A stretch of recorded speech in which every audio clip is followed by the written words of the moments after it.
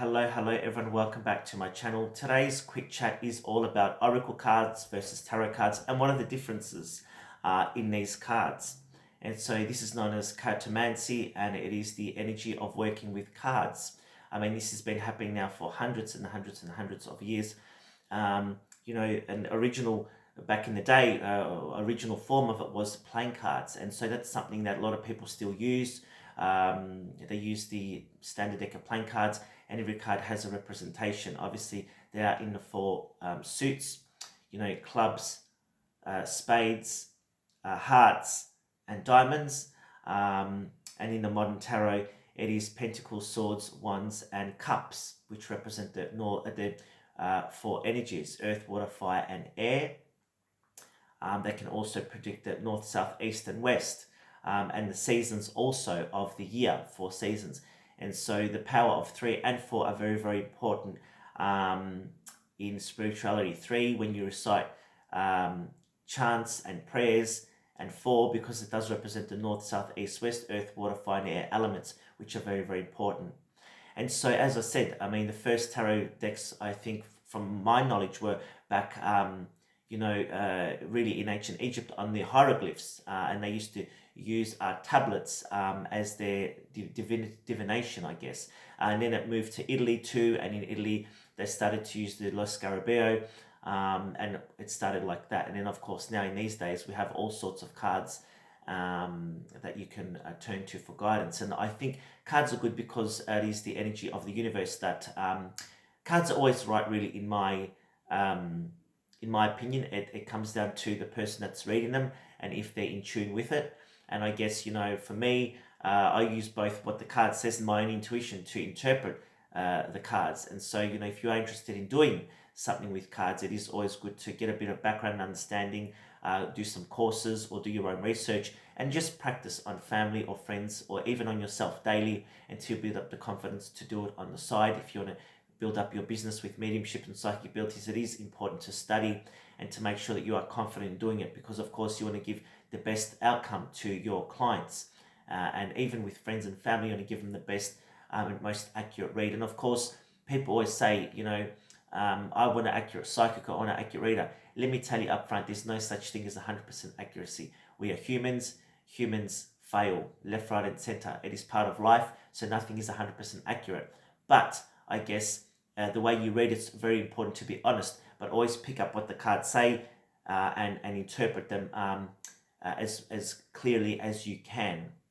And that's why, of course, when you do meditate or pray, it is always good to connect to source energy and ask the angels and divine beings of light and your high-level guides to be with you, to guide you, to give accurate readings, not using your own personal thoughts or impressions to interfere in the reading. It's not my reading, it is the client's reading. And so despite what I think about the situation, none of my business.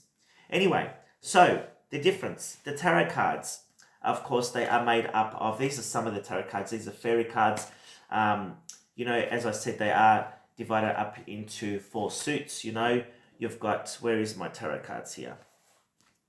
We've got the swords, for example, which represent actions. We've got cups, which represent emotions. We've got wands, which represent fire, passion, and energy. And pentacles, which represent money and finances, and often connected to the earth.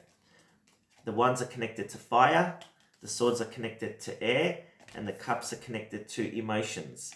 And so when these cards come up in the reading, you do interpret them according to what the client is asking. For example, love. If you see cups, it does involve emotions. If you see swords, it's being direct, getting clarity. It can also talk about bit of a stabby, fiery, fighty energy, the same as wands. Wands can represent arguments too. They can represent passion and intellect and drive. And so, pentacles can represent being grounded here and looking at things from a stable point of view. So this is a little bit about the the tarot cards. And tarot cards, for me, I like them to give accurate timelines, because you can tell during the reading, depending on how you do your cards, with an accurate time frame. Of course, it is hard to pinpoint an accurate time frame, but therefore just a roundabout time frame. Oracle cards on a second level are different. Oracle cards are meant to give you guidance on a topic. For example, these are the angel answers, and they have things like a year from now, you're ready, listen to intuition. So little messages that can guide you. I've got some angel cards here too. These are angel oracle cards connected to the angels. And so, this card here says gentleness with Archangel Sandalphon. So there's a message there. So oracle cards are more about messages. For me, tarot cards give more of a story, an accurate timeline, a story, what's been happening, what can happen. Of course, things can change definitely, and then there are also some different oracle cards here, like these ones here are the Hidden Truth Oracle, which represent messages from relationships, things like I bury myself in work to forget you. These are all little messages to give you thoughts and feelings and ideas in a different manner. Of course, now there are so many different cards out there. You can get the ancient Egyptian ones, which I actually have from Elizabeth Jensen.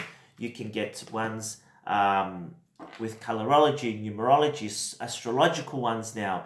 I don't have my astrological ones to show you here, but yes, there are so many different ones you can get. I mean, this is the Mythic Tarot, and I love these cards because the illustrations. And for me, illustrations do play a part in the reading too, because you do kind of get drawn to something and you'll pick up on a message, like the sun. Look at that, the god Apollo, sun, happiness, joy, walking through to an easier time ahead with this card here. There's news coming with the bow and arrow. The harp talks about harmony. The color yellow talks about abundance, joy, happiness, and this here is really connected to the Mythic Tarot, ancient Greek kind of things. So there are so many different. I've even got the Tattoo Tarot, which I can't show because it's in a box at the moment, but there's so many different kinds of things. So if you're interested in working with oracle or tarot cards, give it a shot, of course. Read up, study them, have a play, and see how you go with that. I hope this has helped to give you the difference between oracle and tarot. And of course, leave a comment, let me know what you thought. And don't forget to like, share, and subscribe to YouTube, and of course to my Facebook. Thanks guys, take care, and we'll chat soon. Bye for now.